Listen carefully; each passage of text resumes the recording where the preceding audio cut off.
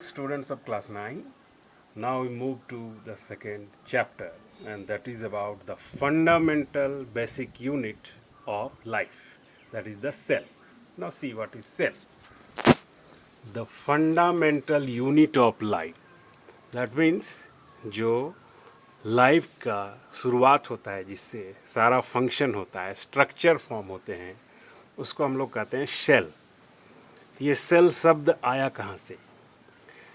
तो it is defined as the basic structural, जो मुख्य बनावट है शरीर की, ढांचा का, और उसका जो function and the functional unit of living organism.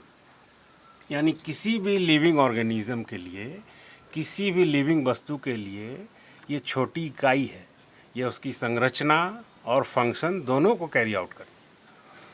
तो इसी का जो स्टडी है, इसको हम लोग कहते हैं cytology, study of all aspects of cell. यानी सेल के विषय में सारी जानकारी और पढ़ाई को हम लोग कहते हैं साइटोलॉजी. तो let's see how it is discovered. इसकी डिस्कवरी कब हुई? तो इसकी डिस्कवरी रॉबर्ट हुक, एक ब्रिटिश साइंटिस्ट रॉबर्ट हुक के द्वारा इन 1665, इन द ईयर 1665 में हुआ. और उन्होंने एक he saw some honeycomb structures in a slice of cork bark of a tree. सूखी हुई पेड़ की छाली का एक हिस्सा, उसी को कॉर्क कहते हैं. बार्क मतलब पेड़ की छाली होती है. तो उसी का एक हिस्सा, जो कि यहाँ पर पिक्चर में आप देख सकते हैं, इस तरह के एक टुकड़े की स्लाइस बना करके, पतला सा झिल्ली बना करके उसने अपने बनाए हुए माइक्रोस्कोप में देखा, और छोटे छोटे घर जैसे नज़र आए उनको. तो the word cell is derived from the Latin word, यानी ये लैटिन भाषा की शब्द है सेलुला, और इस सेलुला का मतलब है ए लिटिल रूम, छोटे से घर की जैसा. तो इसी को उसने सेल का नाम दिया और सेल का डिस्कवरी हुआ.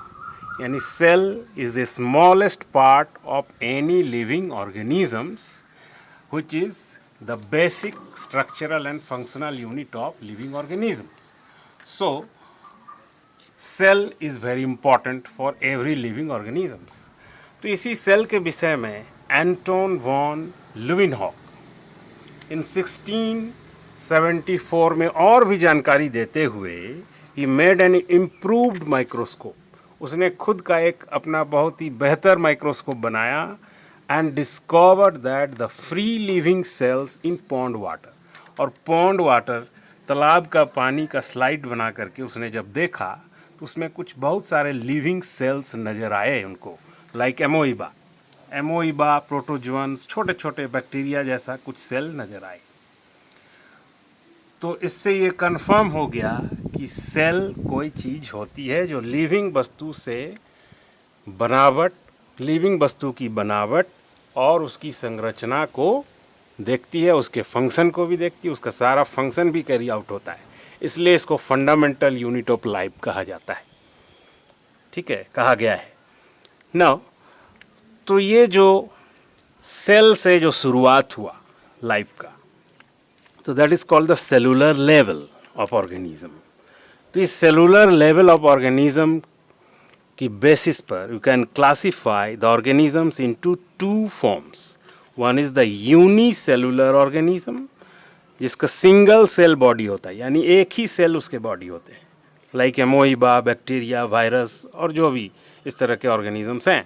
लेकिन वायरस की कहानी कुछ और है. ये मूलतः जो है नॉन लिविंग रहता है, लेकिन जब ये किसी लिविंग बॉडी के अंदर जाता है, अप्रोच करता है, तो वो पूरा मैकेनिज़्म उसको कंट्रोल करने लगता है. इसलिए ये virus, it is intermediate between living and non living. But the other amoeba and bacteria, they are single celled organisms.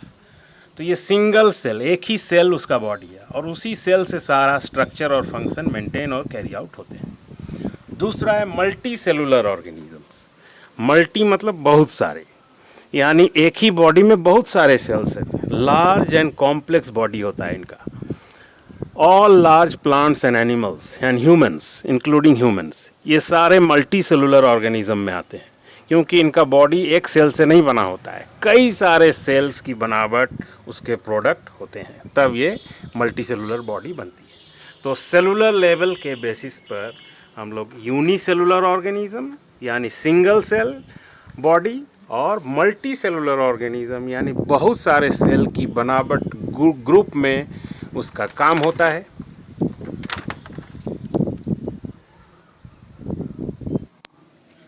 Antony von लुइनहॉक ने इसी तरह के लिविंग सेल्स देखे थे, एमोइबा, पैरमेशियम, वॉल्वॉक्स और भी छोटे छोटे सेल्स को उसने देखा था। Now see here the size, how the size of cell differs.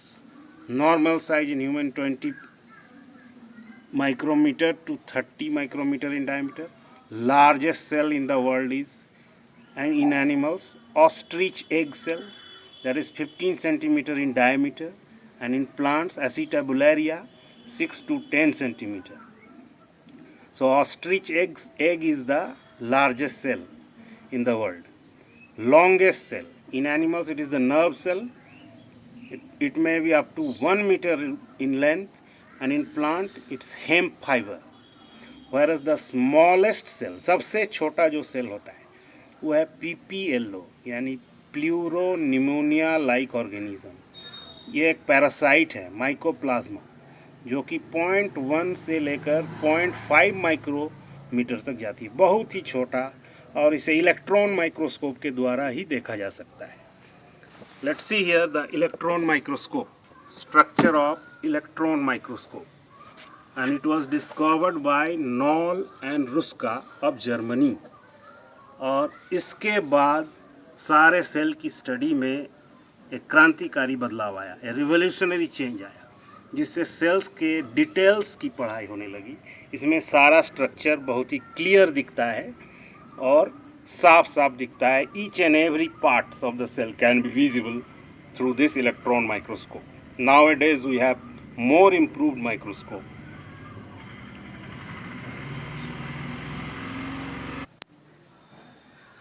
Now here about the cell theory, more details about the cell. J.M. Skladin and Theodor Schwann, two scientists of Germany, have prepared a cell theory. इसको और अच्छा से समझने के लिए cell को इन्होंने theory दिया सेल का, और उसके अनुसार इसने बताया, first, all organisms are composed of cell और सेल्स।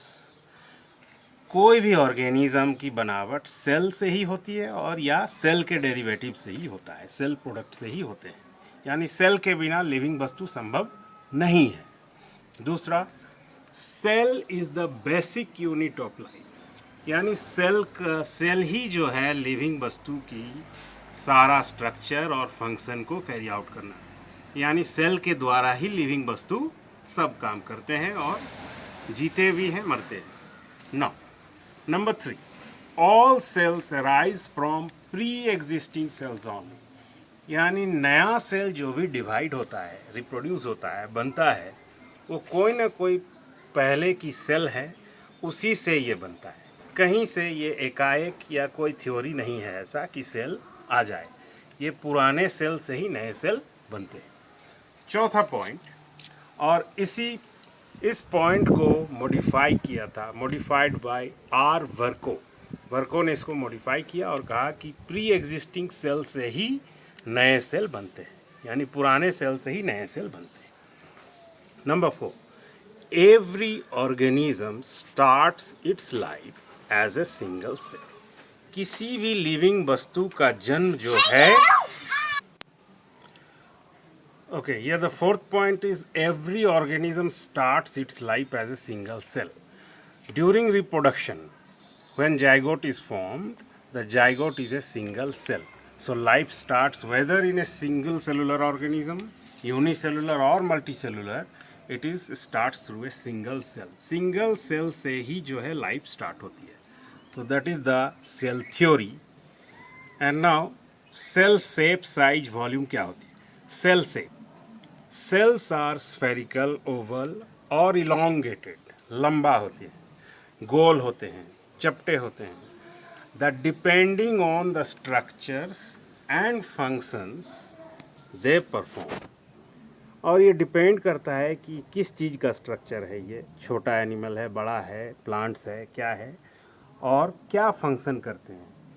नर्व सेल, जैसे नर्व सेल बहुत लंबा होता है क्योंकि इसका फंक्शन कंट्रोल कोऑर्डिनेशन का है, तो ये पूरे बॉडी में नेटवर्क की तरह जुड़े हुए रहते हैं। ब्लड सेल, ये ब्लड पूरा फ्लूइड की तरह रन करते हैं, ये ओवल बाई कनकेव शेप के होते हैं, इसमें न्यूक्लियस नहीं होता है ह्यूमन में, तो इसलिए ये जैसा फंक्शन उस तरह से सेल का शेप एंड साइज होते हैं। Cell size, some are microscopic, कुछ एकदम सूक्ष्म होते हैं जो naked eye, while others are large and visible to naked eye, और बाकी जो है थोड़े बड़े होते हैं और खुली आंख से हम उसे देख सकते हैं, लेकिन कुछ को खुली आंख से हम लोग नहीं देख सकते हैं, उसको माइक्रोस्कोप के द्वारा ही देखा जा सकता है।